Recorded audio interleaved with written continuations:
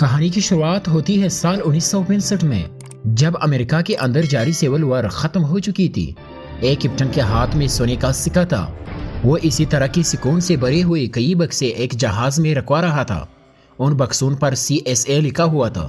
اتنے میں اچانک ان پر حملہ ہو گیا، مگر کیپٹن نے جلدی سے جہاز کو پانی میں اتار دیا اور تمام انجن بند کر دیے تاکہ دشمن اندھیرے میں ان کا آواز نہ سن سکے۔ ہوا بھی یہی، وہ دشمنوں سے بچ نکلنے میں کامیاب ہو گئے۔ اب کہانی موڑ لیتی ہے آج کے زمانے میں۔ ڈاکٹر سوپیا WHO کی ایک وین میں موجود تھی جو افریقہ کے ایک شہر لاس ویگس میں تھی۔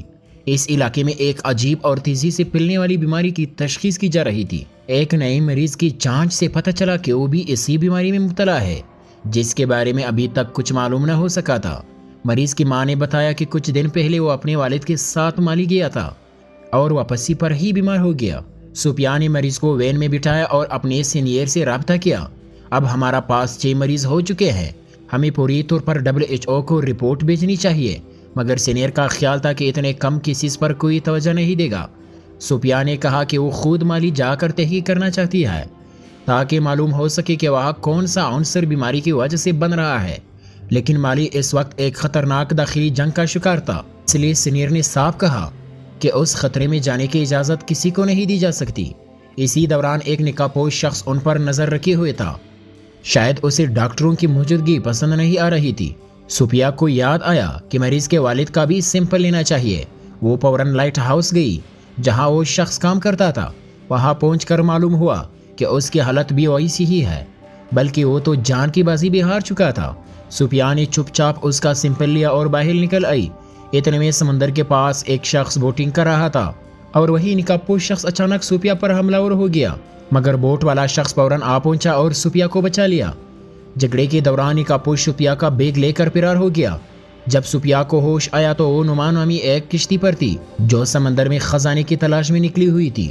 سوپیا کو بچانے والا شخص ڈاگ تھا جو سمندر سے ایک قیمتی مورتی نکال چکا تھا۔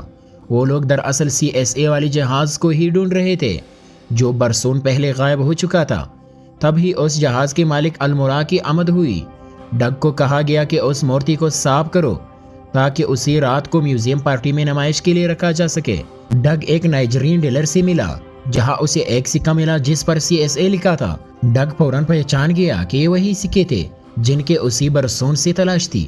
میوزیم پارٹی میں ماسکوٹ کمپنی کا مالک بھی موجود تھا جس نے خزانے کی تلاش پر سرمایہ لگایا تھا۔ مالی میں اس کے خاص تعلقات تھے، اس لیے سوپیا نے اس سے مدد مانگی۔ اس نے خطرہ بتائے ہوئے وعدہ کیا کہ وہ راستہ نکالنے کی کوشش کرے گا۔ ڈگ نے جیمز کو بتایا کہ سکہ مالی کے ایک شخص کو ملا تھا اور غالب امکان ہے کہ جہاز کا ملبہ بھی وہی ہوگا۔ جیمز نے 3 دن کے لیے المورا اور ڈگ کو مالی جانے کی اجازت دی تھی۔ اگلے دن جب پورٹ پر پہنچے تو سوپیا اور ڈاکٹر جیک پہلے سے ہی موجود تھے، وہ بھی ساتھ جانا چاہتے تھے۔ ڈگ نے بتایا کہ اس کا بچپن کا خواب ہے اس جہاز کو ڈھونڈنا۔ مالی پہنچ کر سوپیا اور جیک الگ ہو گئے اور ڈگ باقی ٹیم کے ساتھ اس آدمی کے گھر گیا جسے سکہ ملا تھا۔ بدقسمتی سے وہ آدمی مر چکا تھا۔ ڈگ نے قریبی مسجد دی کی کیونکہ ایسی جگہوں پر پرانے ریکارڈ محفوظ ہوتے ہیں۔ مسجد کے خادم نے بتایا کہ سالوں پہلے ایک جہاز آیا تھا لیکن کوئی زندہ نہ بچا۔ جہاز پانی کی تیز رو میں بہہ گیا۔ یہ معلومات قیمتی تھی اور فوراً جیمز کو بتائی گئے۔ اب قافلہ جاو شہر کی طرف روانہ ہوا۔ راستے میں ان کے کشتی کے ایک حصے میں کچھ مٹی ملی جو غیر معمولی تھی۔ اچانک ایک ملٹری بوٹ آ گئی اور افسر بار بار پوچھنے لگا کہ وہ دونوں ڈاکٹر کہاں ہے۔ راجا کو خبر مل چکی تھی کہ غیر ملکی ڈاکٹر بیماری کی تہہ تک پہنچنا چاہتے ہیں اور راجا نے انہیں روکنے کا حکم دیا تھا۔ ڈگ نے چالاکی سے رسی کے ذریعے انہیں گمراہ کیا اور بوٹ پلٹا کر فرار ہو گیا، لیکن تھوڑی دور 2 مزید بوٹس گولیاں برسانے لگے۔ ڈگ نے سمجھا کہ کشتی سے چلانگ ہی آخری راستہ ہے۔ ایندھن کی ٹینک کو چیر کر جیسے ہی دوسرے بوٹ قریب آئی وہ پانی میں کود گئے اور زوردار دھماکے میں دشمنوں کی کشتی تباہ ہو گئی۔ تینوں کنارے پر بنے ایک گھر میں پہنچے۔ روڈی نے پوچھا، اب ہمارے پاس کشتی نہیں تو کیا خزانے کی تلاش ختم؟ ڈگ نے کہا، پہلے ہمیں ڈاکٹر کی جان بچانی ہے، بعد میں خزانہ تلاش کریں گے۔ ڈگ اور جیمز ڈاکٹروں کی تلاش میں نکلے۔ گاؤں میں پہنچ کر ہر طرف سناٹا تھا۔ لوگوں کی لاشیں بیماری سے مر چکی تھی۔ صبح ہوتے ہی انہوں نے انہیں دفنایا۔ دوسری طرف روڈی نے بھی چپ کر بارڈر پار کر لیا۔ سوپیا کو گاؤں میں ایک کنواں ملا۔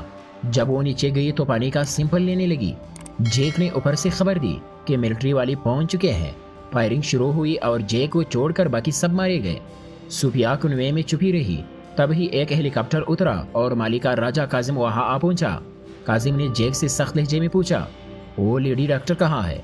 चुपर की आवाज सुनकर डग और जेम्स को भी अंदाजा हो गया कि डॉक्टर सुफिया नजदीक ही हो सकती है, मगर काजिम शदीद गुस्से में था। उसी ने जे को गोली मार दी और अपने आदमियों को हुक्म दिया कि सुफिया को फौरन तलाश किया जाए। डग और जेम्स करीबी ही झाड़ियों में छुपे सब देख रहे थे। काजिम के आदमी हर तरफ लोगों को मारने लगे। एक मौके पर डग की जान भी खतरे में आ गई, मगर ऐन वक्त पर सुफिया ने पीछे से आकर काजिम के एक आदमी को गोली मार दी। डॉक्टर जे की मौत से सुफिया को शदीद सदमा पहुंचा, मगर डग ने उसे समझाया, ये जगह बिल्कुल भी महफूज नहीं है, हमें फौरन यहाँ से निकलना होगा। अब वो तीनों काजिम की मिलिट्री एरिया से निकलकर एक दूसरी जगह जा पहुंचे, लेकिन जहाँ वो पहुंचे वो जगह भी कम खतरनाक न थी। अचानक कुछ घोड़े सवार आए। वो उन्हें गिरफ्तार करके अपने राजा गुरिगु के सामने पेश कर दिया। गुरिगु ने गुस्से से सवाल किया, तुम लोग यहाँ क्या करने आए हो? सुफिया ने जवाब दिया, मैं एक डॉक्टर हूँ और आपके इलाके में जो बीमारी फैल रही है उसकी तहकीक कर रही हूँ। जब राजा ने बीमारी का नाम सुना तो सुफिया को फौरन एक कमरे में ले जाया गया, जहाँ दर्जनों लाशें पड़ी थी जो उसी बीमारी का शिकार हो चुकी थी। सुफिया ने जांच के बाद तस्दीक की कि ये अमवात भी उसी बीमारी की वजह से हुई। कुछ देर सोचने के बाद गुर्गियों ने उन्हें अपने शहर में रहने का इजाजत दे दी। सुफिया ने जब पानी का तज्जिया किया तो उसे मालूम हुआ कि यहाँ का पानी जहरीला हो चुका है। ये कुदरती तौर पर मुमकिन नहीं, जरूर किसी ने इसमें जहर मिलाया है।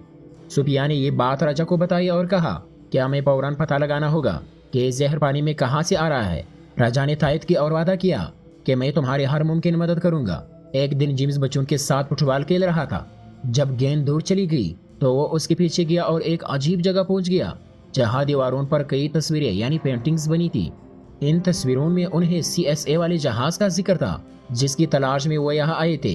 अंदाजा हुआ कि वो जहाज यही कहीं करीबी रेगिस्तान में दबा हुआ है। सुफिया और डग भी उस मुकाम पर पहुंचे। डग ने बताया, 200 साल पहले यहाँ एक नदी बहती थी जो अब सूख चुकी है। अब वो तीनों उसी नदी को तलाश करने की तैयारी में लग गए। जब वो पुरानी नदी की जगह का नक्शा देख रहे थे तो उन्हीं तस्वीरों में एक किला भी नजर आया, जिसका मतलब था कि नदी के करीबी इलाके में कोई किला मौजूद था।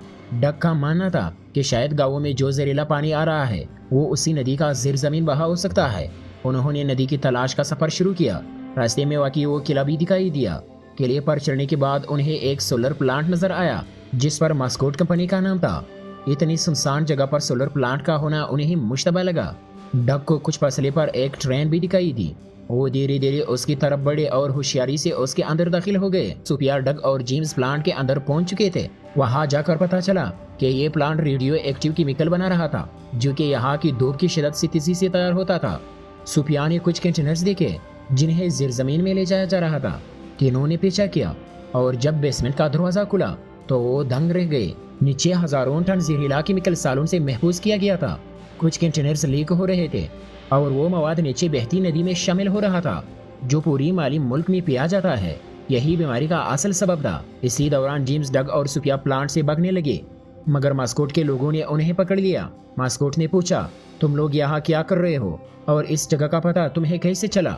सुफिया ने सख्त लहजे में जवाब दिया, जो कुछ भी तुम यहाँ कर रहे हो वो लोगों की जान ले रहा है।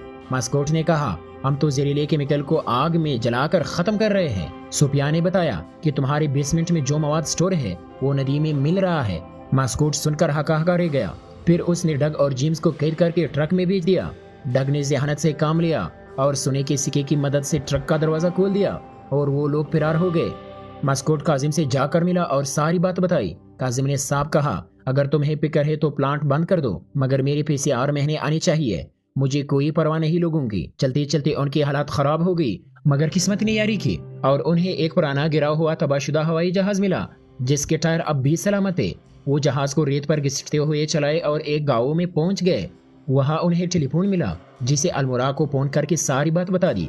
डग ने सोने का सिक्का बेचकर एक जीप खरीदी जिसमें सवार होकर वो दोबारा गुरिगु के पास गए, मगर गुरिगु के पास न तो पहुंचती न असला, मगर उसने अपनी एक गाड़ी उन्हें दे दी जो उसने खुद काजिम से खरीदी थी। जीप लेकर जेम्स और डग प्लांट पर जा पहुंचे।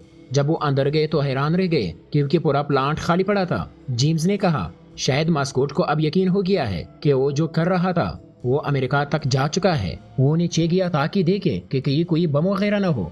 वाकई वहाँ उसे बम मिला जो एक कंटेनर में छुपा गया था। तभी एक हेलीकॉप्टर लैंड हुआ और मास्कोट जबरदस्ती सोफिया के उसमें बिठाने लगा, मगर जैसे ही हेलीकॉप्टर उड़ने लगा सोफिया उससे कूद गई। उसी दौरान जेम्स ने बम निकालकर बैग में रख लिया और उसका कनेक्शन तोड़ दिया। मास्कोट ने सोलर पैनल को सूरज की तरफ करके धमाके की कोशिश की, मगर जेम्स की महारत की वजह से कुछ न हुआ। सोफिया और डग ने मास्कोट की आदमी से जान छुड़ाई और वो तीनों एक कार में बैठकर वहां से निकल गए, क्योंकि अभी उन्हें यहाँ से बहुत दूर जाना था। लेकिन उसी लम्हे काजिम का हेलीकॉप्टर उनके ताक़ीब में आ गया। काजिम ने उन पर फायरिंग शुरू कर दी। डग ने जल्दी से जेम्स से कहा, जो सामान तुझे बेसमेंट में मिला था उससे फौरन बाहर फेंकना शुरू कर दे। जेम्स ने जैसे ही वो चीजें फेंकना शुरू किए, काजिम की गोलियां जहां लगती वहां धमाके होना शुरू हो गए। धमाके के नतीजे में फिजा में इतना धुआं और गिरद फैल गई कि काजिम को अपना हेलीकॉप्टर वापस मोड़ना पड़ा, मगर उन धमाकों ने एक ऐसा इंकिशाफ कर दिया जिसका किसी को अंदाजा न था। रेत नीचे से सिरक गई और वो पुराना जहाज जो सदियों से दफन था अब सतह पर आ गया। तीनों ने बगैर वक्त जाया कि उस जहाज के अंदर पनाह ले ली, लेकिन काजिम को ये बात समझ आ चुकी थी। उसने फौरन दोबारा गोलियां बरसाना शुरू कर दी। कुछ ही देर में उसके मजीद सिपाही वहां आ पहुंचे और जहाज को चारों तरफ से घेर लिया। जहाज पर मुसलसल हमलों की वजह से अंदर रखे हुए कुछ कंटेनर फट गए और उनमें से सोने के सिक्के नीचे गिरने लगे। ये मंजर देखकर डग को यकीन ही नहीं आ रहा था कि ये सिक्के अब तक महफूज थे। इसी दौरान उन्हें जहाज के अंदर एक पुरानी तोप दिखी जो हैरत अंगेज तौर पर अभी भी अच्छी हालत में थी। तीनों ने फौरन उस तोप को तैयार करना शुरू कर दिया। जैसे ही काजिम का हेलीकॉप्टर उनके निशाने पर आया, उन्होंने गोला दाग दिया। तोप का गोला सीधा हेलीकॉप्टर से जा टकराया और एक जोरदार धमाके के साथ हेलीकॉप्टर तबाह हो गया। काजिम भी उसी धमाके में मारा गया। काजिम के मरने के बाद उसके तमाम सिपाहियों ने हथियार डाल दिए। तीनों बाहर निकले तो ये देखकर हैरान रह गए कि इतनी बड़ी फौज ने बगैर लड़े हथियार क्यों डाले। मगर जब उन्होंने पीछे मुड़कर देखा, गुड़ियों के आदमियों ने उन्हें हर तरफ से गिरे हुए खड़े थे। उधर अमेरिका में एक एजेंट था जो मास्कोट कंपनी के सारे करने में जान चुके थे। उसी ने एक दिन चालाकी से मास्कोट की ड्रंक में वही जहर मिला दिया जो वो माली के लोगों को पिला रहा था। अब उसका अंजाम भी उन्हीं जैसा होगा जिन पर उसने जुल्म किया था। आखिरी सीन में हम देखते हैं कि डग और सोफिया एक साथ खड़े हैं। डग ने वो सारा खजाना गुड़ियों और उसके लोगों के लिए छोड़ दिया था, क्योंकि इस बीमारी का सबसे ज्यादा नुकसान उन्हीं को हुआ था और वो जमीन भी उन्हीं की थी, लिहाजा खजाने पर हक भी उन्हीं का बनता था। और इसी के साथ ये शानदार मूवी यहीं पर खत्म होती है। अगर वीडियो पसंद आई हो तो चैनल को सब्सक्राइब करना ना भूले। मिलते हैं नेक्स्ट वीडियो में, तब तक के लिए गुड बाय।